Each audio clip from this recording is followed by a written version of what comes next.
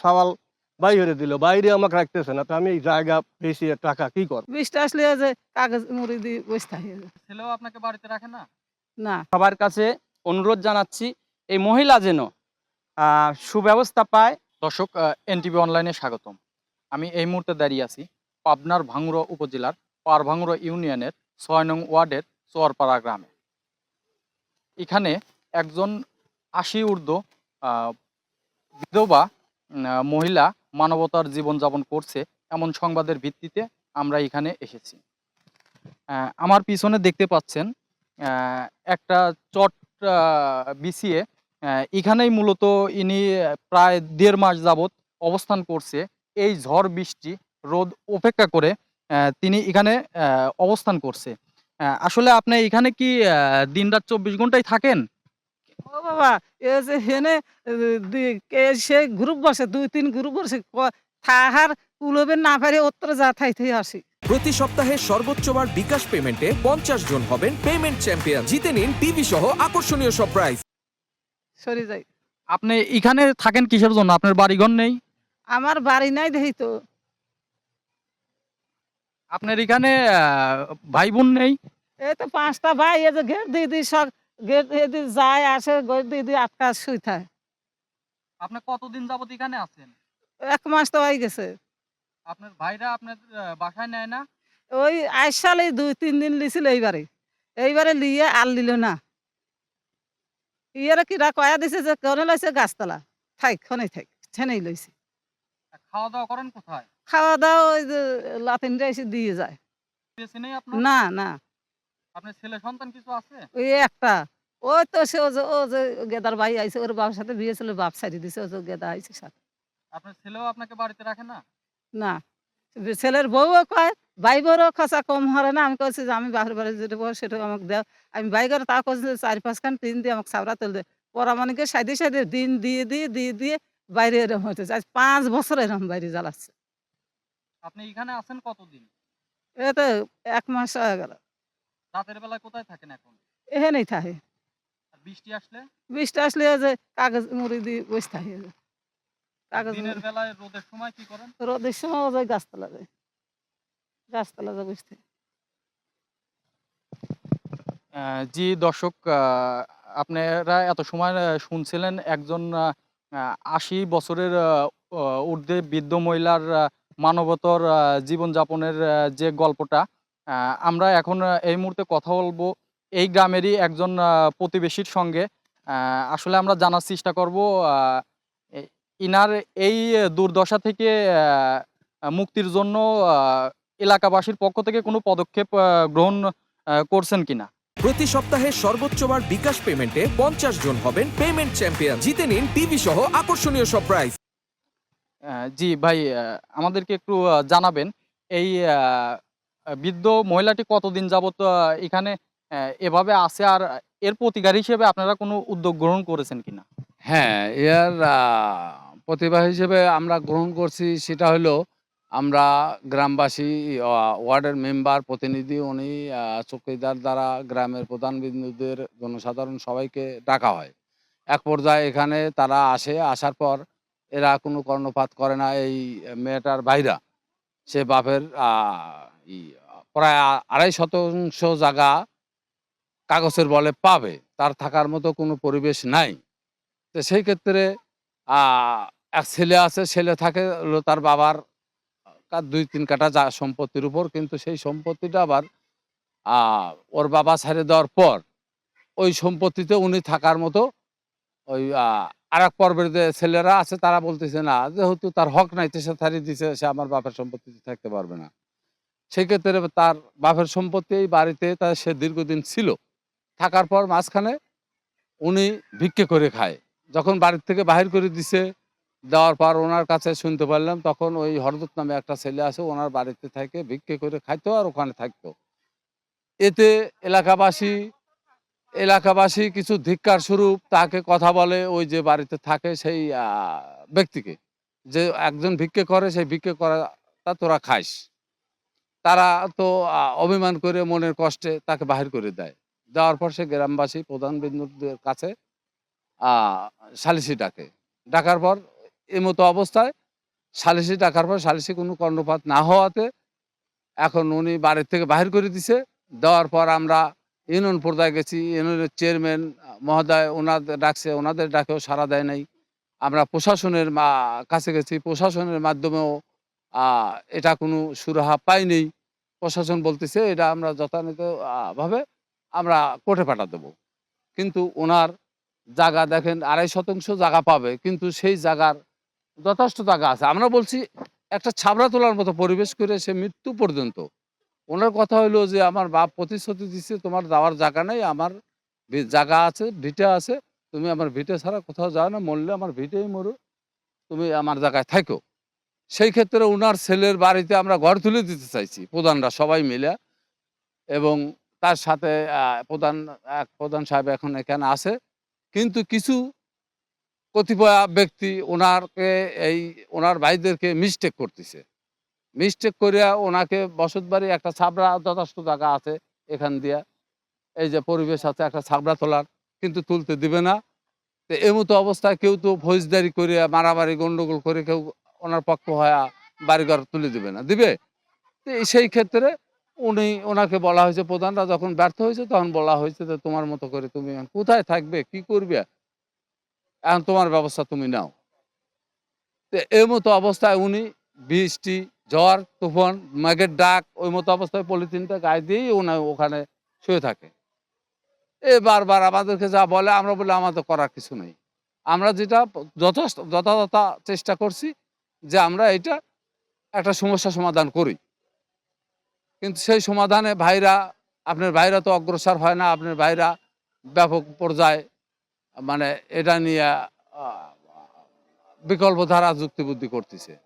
এই ক্ষেত্রে আমরা আমাদের প্রধান বিন্দু আমরা অতি মহোদয় সাহেবের সাথেও পদ্ধতি পরামর্শ নিয়েছি। অতি মহোদয় ওনাদেরকে ডেকে নিয়ে বুঝাইছে, বোঝানোর পরও 2 দিন বোধহয় বাড়িতে রাখছে। উনি বললো না, 2 দিন বাড়িতে রাখছিল, তারপর আবার জায়গায় ওই রাস্তায় রেখে দিছে। ওই রাস্তায় জীবনযাপন করতেছে, এই ভিক্ষে করে খায়, এ বাড়ি খাচ্ছে, ও বাড়ি খাচ্ছে।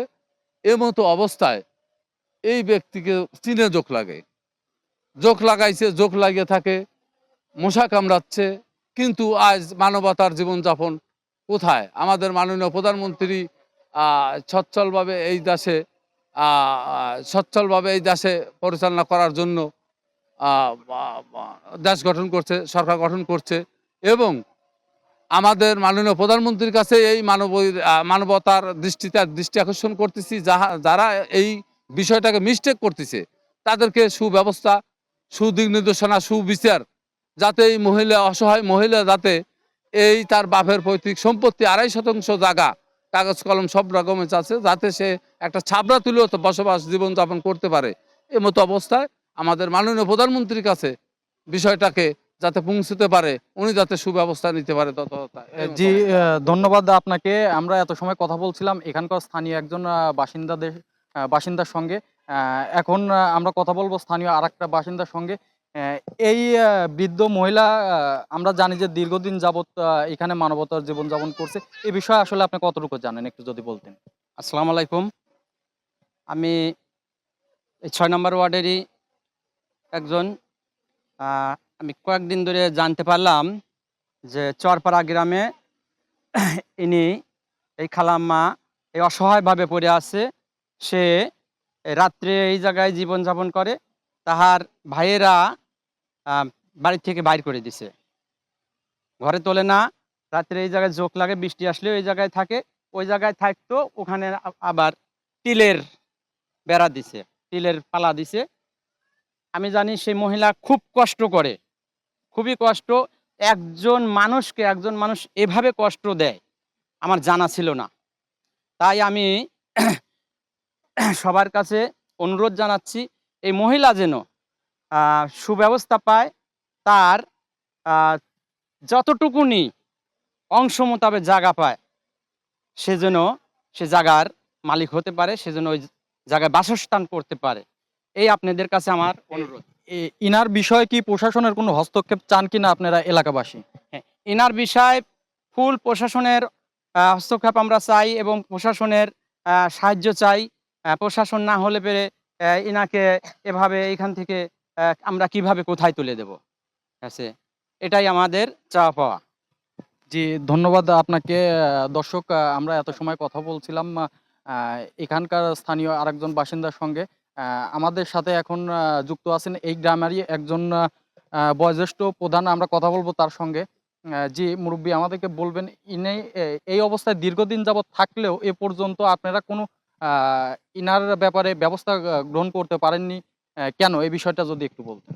ওনা প্রায় ১ বছরের মতো এই গ্রামে, গ্রামে বাড়ি, বাড়ি থাকে ১ বছরের মতো। তারপরে ওনার বেটার বাড়িতে কিছুদিন কয়া বলিয়ে দেওয়া হয়। দেওয়ার পর এখন বেটার সাথে বউর সাথে যাই কিছু হই, খাওয়ার পর ঝগড়াঝাটি হয়, চলে আসে। আইসা এই রোডে বসতে হয়। তখন ওর ছোট ছেলে, ছোট ভাই নিয়ে যায়া তাক বাড়িত রাহে ১০ দিন। তারপরে আরেকটা ভাই বাসায় থাকে ১০ দিন। তারপরে ২০ দিন থাকার পর অন্য ৩ টে ভাই আর রাহে নাই। না রাহার কারণে আমাকে যা বলল এই কথা, তো আমি তো আমাকে আর থাকতে দিল না। বেটাও দিল না, বাইরেও দিল না। তো কইলাম তাহলে থাও, আমি তোমার ভাইদের সাথে কথা করছি। আমার বাড়িতেই রাহি প্রায় ১ মাস। ১ মাস রাহার পর আমি ওদের ৫ টা ভাইয়ের সাথেই কথা বলেছি। বইলে সব যেটুকুই হোক লাস্টে সম্মত হইলো যে তাহলে একটা বসার ডেট করো, আমার বাড়িতে কার যেন জায়গা টাকা বেশি আছে, মাইসে টাইসে দিয়ে একটা ব্যবস্থা করবো না। তো সেখানে বসিয়ে তারা আবার কি মোড় পাল্টিলো, কইলো না টাকা পয়সা দেবো, আমি আর জায়গা টাকা দেবো না। সে তার কথা বলেন টাকা পয়সা আমি লেবো না, আমি টাকা নিয়ে কোথায় রাখবো, আমার তো রাখার জায়গা নাই।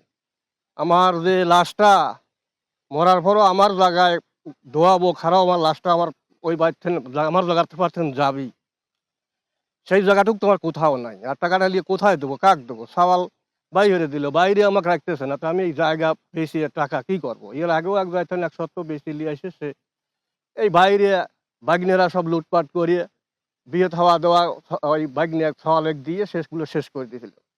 এখন সে আর পয়সাপাতি লয়, পক্ষপাতি লয় যে না আমার জায়গা ২.৫ শতক টতক লয়, আমাকে থাকার জায়গা যে কোনো জায়গায় দেওয়া লাগবে।